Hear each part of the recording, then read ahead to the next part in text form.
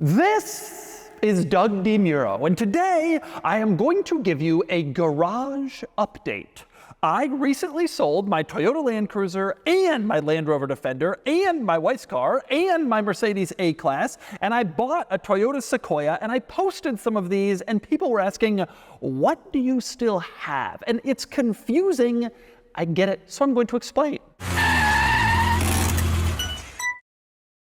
Today's video is brought to you by Cars and Bids, my online enthusiast car auction site that recently sold this, and this, and this, and this, and this. Check it out at carsandbids.com. Okay, so I am absolutely thrilled that I have pared down my automotive fleet to just 6 cars. 6 is still objectively a large amount of cars, but I had gotten it up to 9, and they were all very needy, and it was just too much. So now we're down to 6. I have scaled back, and first I want to explain why I scaled back, because I think there's some confusion and some hatred in the comments, and I want to explain and tell you why it's the right move.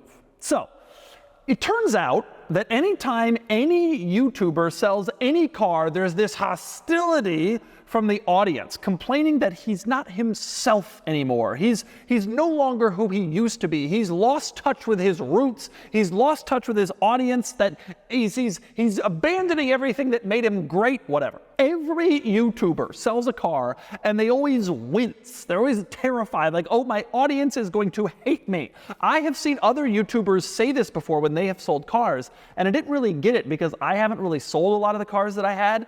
But I get it now because I've sold a few in a row, and boy, does this make people angry. I sold my Land Cruiser and my A-Class and my Defender all in quick succession, and the hate, the hate. Now I understand what other YouTubers are, why they have to explain, hey, I sold it, don't hate me, don't hate me. How dare they get rid of something? So here's the deal. I started to click on the Instagram profiles of the people who were complaining on my Instagram post when I announced that my cars were being sold. Oh, Doug's selling his cars. He's not even real anymore. He's lost touch. I don't even get how that's possible, but those were the complaints. I've lost touch because I sold a 2013 Land Cruiser I had for 2 years. So I started to click on the profile of the people who were making those complaints, and everyone who was making the complaints was young. 17-year-olds, 18-year-olds, maybe early 20s, but born in the 2000s regardless.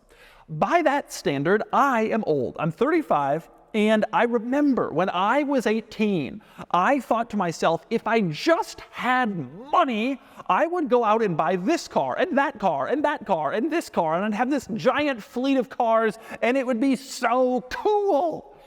But now that I'm older and I do have some money, what I've realized is that if you buy that stuff, if you accumulate car, you also have to maintain that stuff.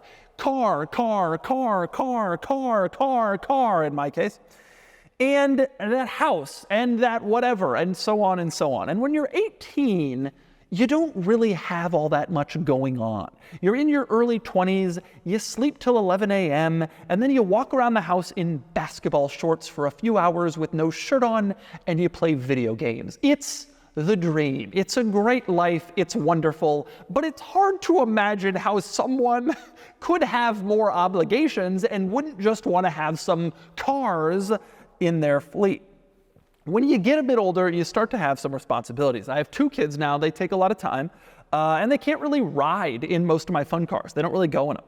I'm now running a business with like 40 employees. That's Cars and Bids. I have people relying on me, really relying on me to get things done, to work, to fix issues and problems when they happen, to continue making videos, to pay their paychecks, to go home and feed their families. And so there's a lot going on. And what I've realized is I really don't want to own stuff unless I really want to own it. So I sold 4 cars in 90 days, and it feels amazing. It feels wonderful. And I think when you're in your early 20s, that's a hard concept to explain. Feeling better, lighter, with less of a burden, less to do, less stuff to have and manage and babysit, simplifying your life. It's incredibly freeing. That's an explanation of why I sold some cars, but it's also an explanation of why I am keeping some other cars. I decided I'm only keeping the ones that I really, really want. The ones where something breaks and it doesn't feel like some horrible burden and I can't believe I have to deal with this crap. Something breaks and it's like, okay, this is worth dealing with and paying attention to and fixing. And because I truly love it. And so with that in mind, here are my cars. So for daily driver cars, I have 2. My wife and I share my Mercedes-Benz E450 all-terrain station wagon, and then I have this new Toyota Sequoia TRD Pro. We drive the station wagon 95% of the time, going around town in our normal daily lives, and I love the E450 all-terrain. It is a fantastic car. To this day, I still get people asking me, I've had it a year and a half, and I still get people asking, wouldn't you rather have an AMG? Wouldn't you rather have an E63 wagon or an Audi RS6? And the answer is absolutely not.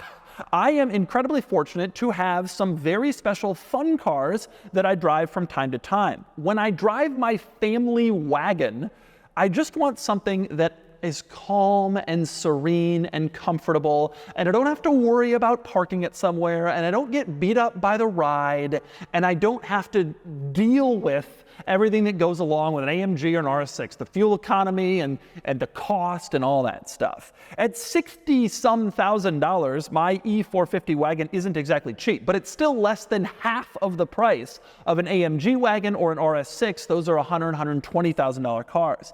I have owned 2 E63 AMG wagons in the past. I loved them, but I now have a much more comfortable car, more subtle, more calm. It's great. And it still has 360 horsepower and does 0 to 60 in the low 4-second range. So it's still relatively quick, but it doesn't have kind of the burden of all of the performance car stuff. Now, I also got the Sequoia. I explained my reasons for getting that and what it's going to do for me earlier this week in a video, which I'll link below. The remaining 4 cars in my garage are my fun cars. These are cars that I own that are enjoyable and exciting, and I am committed to them. For now, anyway, I should say, I always hear car enthusiasts say, I'm going to keep that car forever. I'm going to die with that car. And it almost always ends up not being the case. Typically, I'm going to die with that car means I'm going to have it 3 or 4 years until something more desirable comes into my price range, and then I'll swap it out and get that car instead. But I'm more realistic about this. I know that as much as I love these 4 cars now, I will probably someday sell some or all of them. But for now, I have these cars and I'm keeping them. So, in order of how long I've had them. Number 1, my 2005 Ford GT, sitting right over there. I've had this car for 6 years now, and I still love it. This was the first expensive car that I ever bought. At the time, I paid $225,000 for it, and I thought it was absolutely crazy and terrifying. I had sleepless nights worrying about how much that cost. I was a wreck spending that much money on a car, but I really, really wanted it. I thought it was really cool. And it has worked out wonderfully. There's a few reasons why it's been so great. Number 1, I intentionally bought one with higher mileage. It had 31,000 miles when I bought it, so I could use it and enjoy it and drive it without worrying about it costing a lot in depreciation. I'm now closing in on 42,000 miles, and it's probably worth around $325,000. So that one went fine. All those worries, it's all good. I jokingly call my Ford GT my beater supercar, which is not really how I think of it, but I do let my dog ride in it. It has some scuffs and scrapes in the interior. It's the reliable one that I use a lot. Next one is my 1999 Mercedes-Benz G500 Cabriolet, my G-Wagon convertible. As many of you know, I recently sold my old yellow Land Rover Defender, which was kind of my summer beach car. That's gone. It's now in New York with a new owner. And one reason I sold it was that it had a duplicate purpose in my world. I have this G-Wagon also. So now that the Defender is gone, I will be using the G-Wagon for off-roading and summer beach car fun. And to prepare it for that, I've just taken off the running boards, give it a little bit more ground clearance. I just added BF Goodrich KO2 all-terrain tires to give it a little bit more muscle off the pavement. And I did a few other upgrades to make it more convenient and usable off-roading. I clear filmed the side of the car so it wouldn't get scraped up by branches on trails. I did some rust repair, some rust proofing, and I'm even adding car seat tethers to it if I can. Just want to make it more usable, but still in love with that car, still driving it a lot, even more now.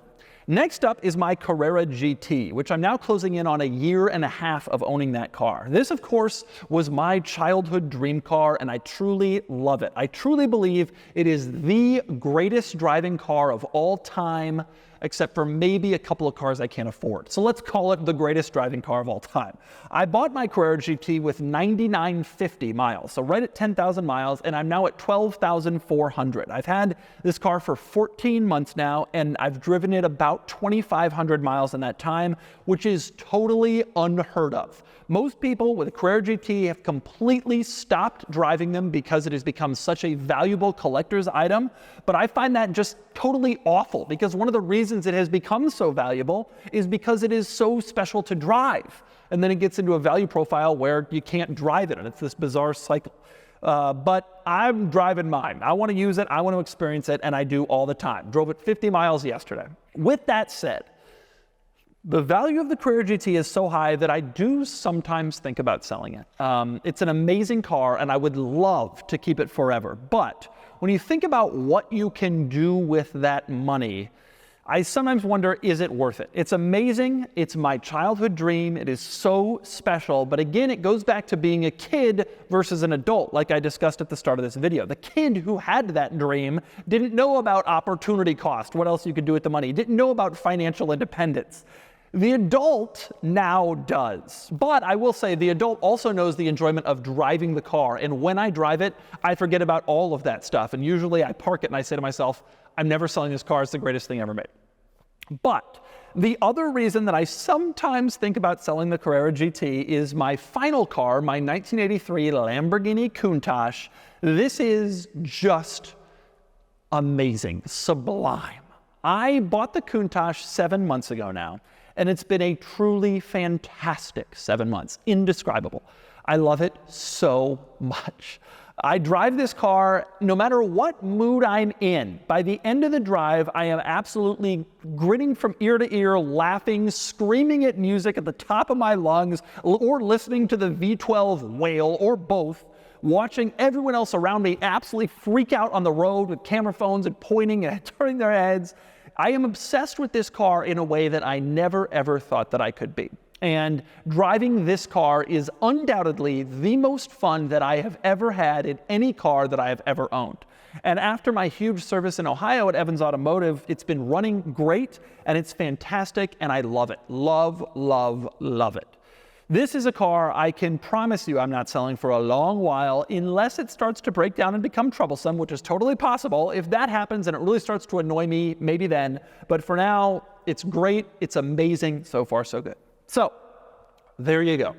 That is my lineup. 2 regular car daily drivers between me and my wife and our family, and then 4 fun cars representing some of the best variety you can have in fun cars. A convertible G-Wagon for summer off-roading, a Ford GT that's a usable supercar, a Carrera GT that's an amazing supercar to drive, the Countach that's just crazy in every respect. It runs the gamut.